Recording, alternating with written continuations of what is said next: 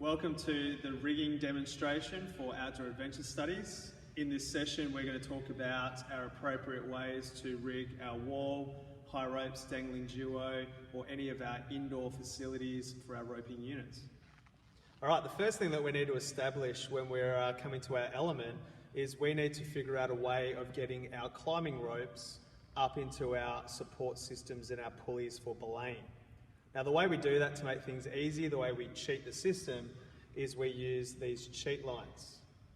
Now with our cheat lines, what's really important is that if we don't have control and equal tension on both sides of the rope, we do run the risk of the cheat line going through the pulley and having us lose access to that actual cheat line.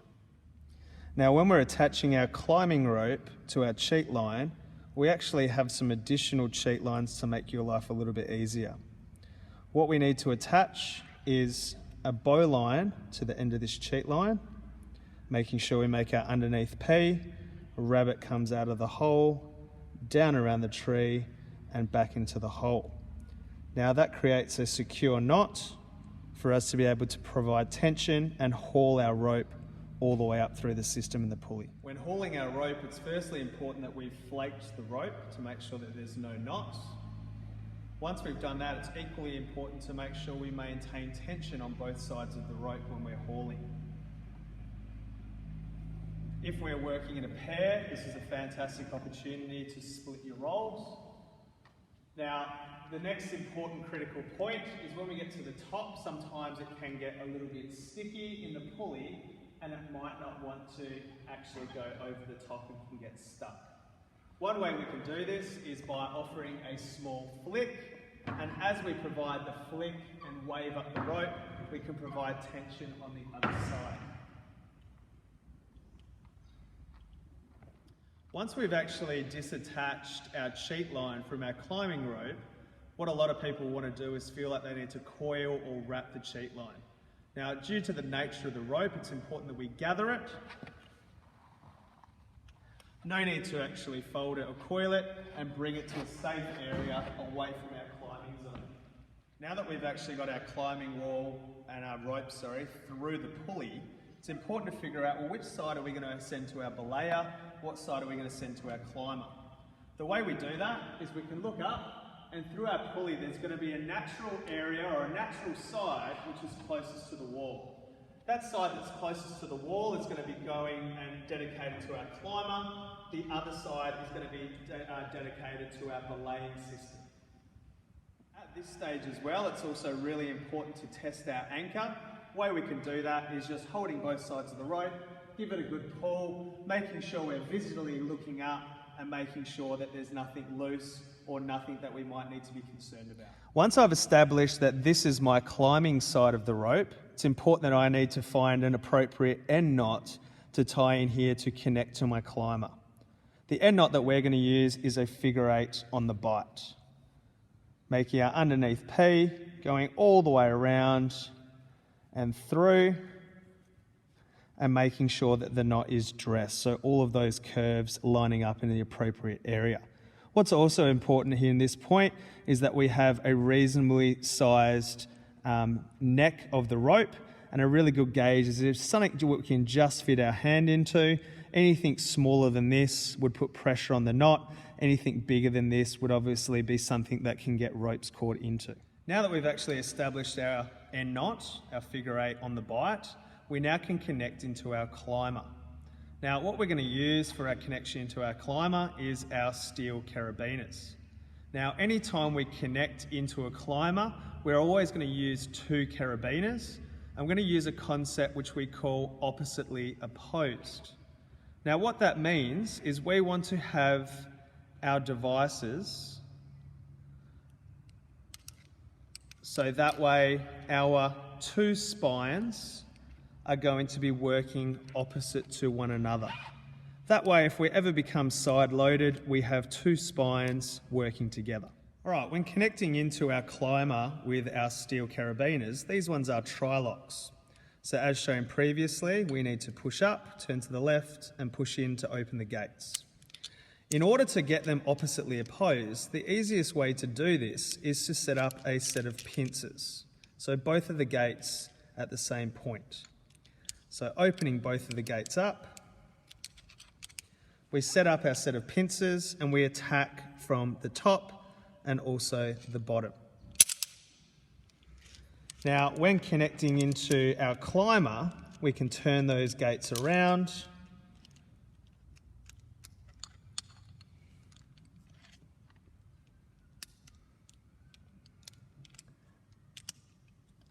And the same concept attaching in from both sides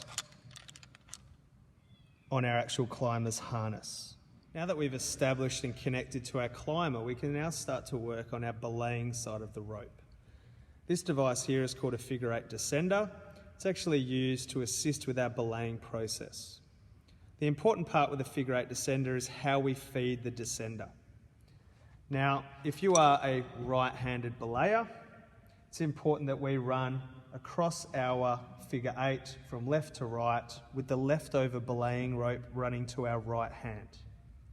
Now, a nice little analogy is we can actually push the poo into the toilet and bring it around the bottom of the device to make a happy smile.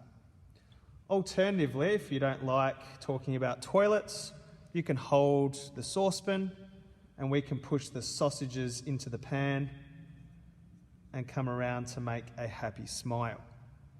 Now, whenever we connect our hardware, our carabiners into a device, I want you to think about becoming Captain Hook from Peter Pan. So we Captain Hook into the device, we then turn it around and we connect the fat belly of the carabiner to my fat guts.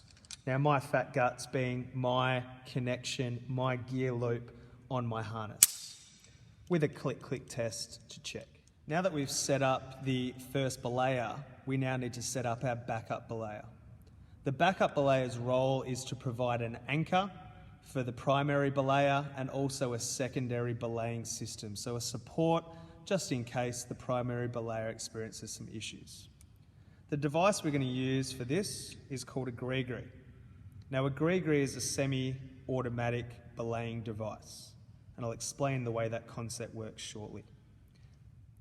Okay, a gree-gree is a really simple device to use. What we can actually see from the gree-gree is it actually has a diagram, so a picture on the left-hand side of the climber, and on the right-hand side there's a clear picture of a hand, which is our belaying hand. Now, typically on most gree-grees, the top is actually a coloured piece, while the opposite side is generally a stainless steel simple colour. Now, when we're feeding our gree-gree, it's really important that we make sure we feed it the right way. Now, the first step we have to do is we open the cover, and again we have our picture of our climber, and on the other side is where we have our belaying element.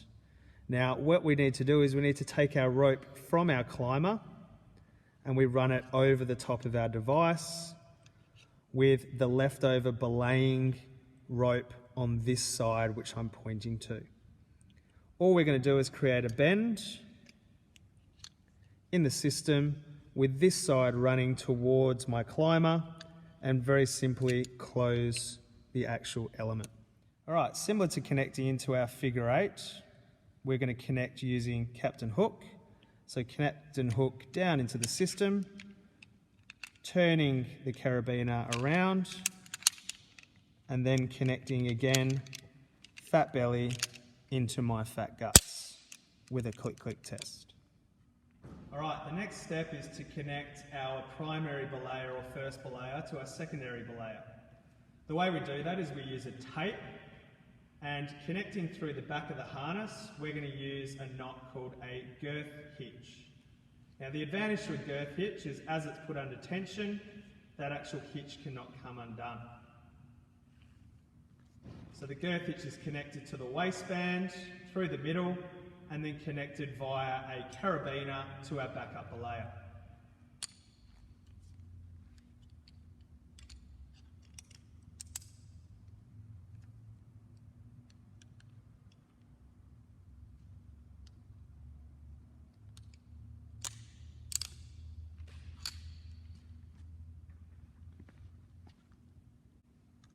When attaching the tape from the primary belayer to the secondary belayer, as we said before, we connect using a carabiner.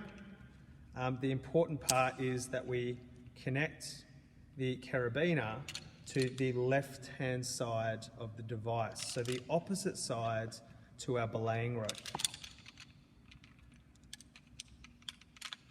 Now the reason we want to do this is we want to keep this system completely clear and isolated from our belaying rope. Now that we're ready to climb and we've established all of our belays and all of our structures in our belaying system, it's now really important that we go through a systematic approach of checks. So in this point, what I'm going to do is make sure I go through all of my 6 H's on my climber, paying close attention to things like checks in terms of click-click tests, helmets, harnesses, hooves, all of the H's that we've addressed before. What we can then do is start to get ourselves prepared to communicate with our climber, ready for them to climb. So the first thing we need to do is for the climber to take in any of the slack. The way they do that is by using the statement, take in. Take in. What that means is, as a belayer, I'm going to start to take away any slack which is in the rope. Now, once that slack has been taken out and they feel the tension from the belayer, they're going to tell them by saying, that's me. That's me. What that indicates is now I have securely got tension on my climber and we're ready to climb. Now, the next step is when I'm happy and I'm in charge of the system, I'll then say, belayer ready, climb when ready. And if the climber is ready, they'll respond by saying, climbing. Climbing.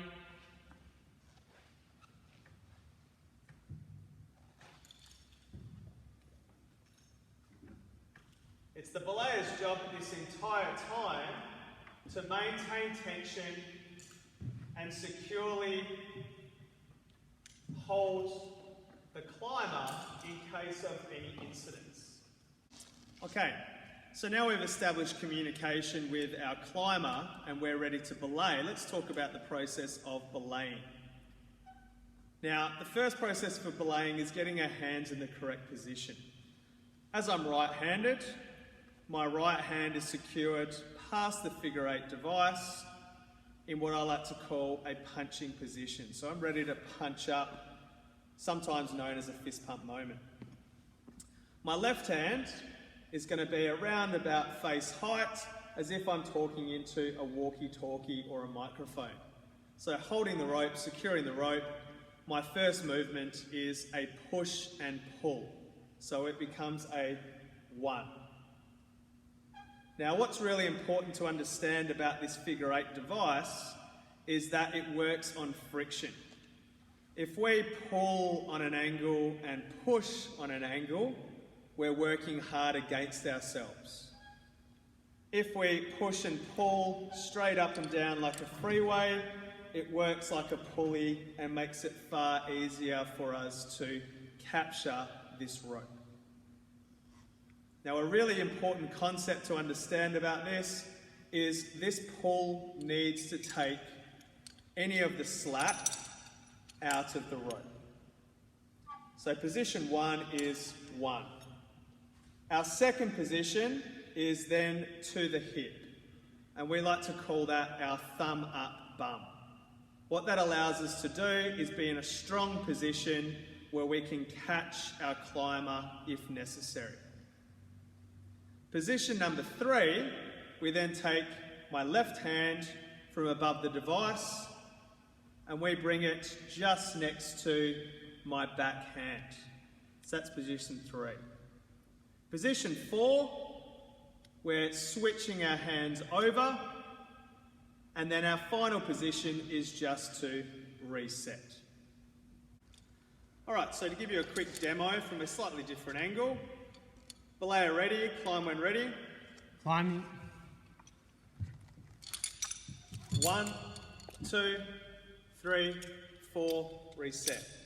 1, 2, 3, 4, reset. An important concept that we do need to establish is that there may be times where our climber needs to stop to assess the route. They might be a bit tired, they might need a rest. What we can't have is our hands in positions like so, which are actually weak positions. Our first braking position is thumb up bum, which means secured strongly in the small of our back. Now, our second way that we can actually also secure or brake our participant is we take our thumb, we run it through our carabiner, and we grip hold of our rope. That actually gives us two types of brakes, so our back brake and also our front brake. Now, this is also the same for when our participant is descending. So when our participant, our climber is ready to descend, we get our front and our back brake on. We can tell them to lean back and descend when ready. Feet shoulder width apart, leaning back. And what we can do from our belaying position is we can just loosen both our front and our back grips and have a nice controlled descent to the floor. Now, once they've hit the deck, they can tell us that they are nice and safe by saying safe, safe, and as a belayer, I can tell them that we're no longer belaying by saying off belay. Now, the job of the backup belayer is using the gree to take in any of the slack and the leftover rope. So as our primary belayer starts to do their role of belaying, we'll notice that we're getting a significant amount of slack which is starting to appear on the floor. Our role is using our right hand, bracing the gree is just to take in that slack. Now, what we're looking for is a happy smile in the rope. If at any stage I get a little bit overzealous and eager, what I end up doing is making it very difficult for my primary belayer to take in any rope. So it is really important that we maintain a happy smile at all times. Now, when we're looking at the reverse and we're waiting for one of our participants to actually descend off the wall, my primary belayer is going to put on both their front and their back brakes. Now, me as a backup belayer or a secondary belayer, I'm going to hold down the gate of my gree, and as they start to descend on the wall, I'm going to feed the slack back into the system. So looking a little bit more closely, as our climber is actually descending the wall, what's naturally going to happen with this device is as we apply tension, this cam is going to pinch the rope. What we actually want to do as a primary belayer or a secondary belayer, is hold down that cam, which is going to allow us to feed the rope. If we don't hold that down, what will start to happen is that will get very grippy and it won't actually allow the rope to run and the climber to descend the wall.